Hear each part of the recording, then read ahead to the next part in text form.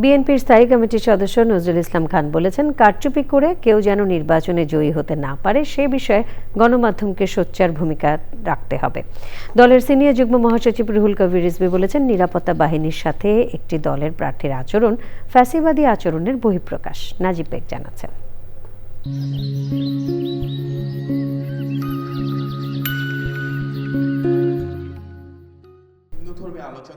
সংসদ নির্বাচন ও গণভোটকে সামনে রেখে reporters forum for election and democracy আরএফইডির সদস্যদের সঙ্গে বিএনপির নির্বাচন পরিচালনা কমিটির মতবিনিময় সভা।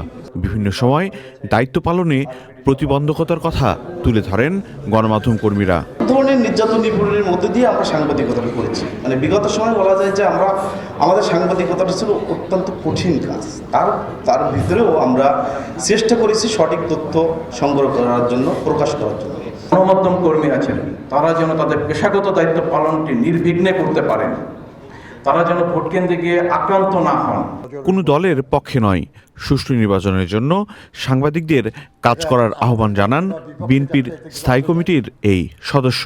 অন্যায়ভাবে যে তার চেষ্টা যদি কেউ করে, এটাকে আপনারা দয়া করে আপনাদের নজরের মধ্যে রাখবেন। ক্যান্টনমেন্ট এলাকায় সেনাবাহিনীর সদস্যদের সঙ্গে জামাতের এক প্রার্থীর বাকবিতণ্ডার সমালোচনা করেন বিএনপি নেতারা। যে আচরণ করেছেন সেই নিরাপত্তা বাহিনীর সদস্যের সাথে, সেটা ভাষায় ব্যাখ্যা করা অত্যন্ত কঠিন। এই সমস্ত কথা, এই সমস্ত আচরণের মধ্যে তো এক ধরনের ফ্যাসিবাদী এবং হিংসাস্ত্রয়ী আচরণের বহিঃপ্রকাশ ওখানে করছে। বিএনপি ক্ষমতায় গেলে গণমাধ্যমের স্বাধীনতা নিশ্চিতের আশ্বাস দেন দলটির নেতারা।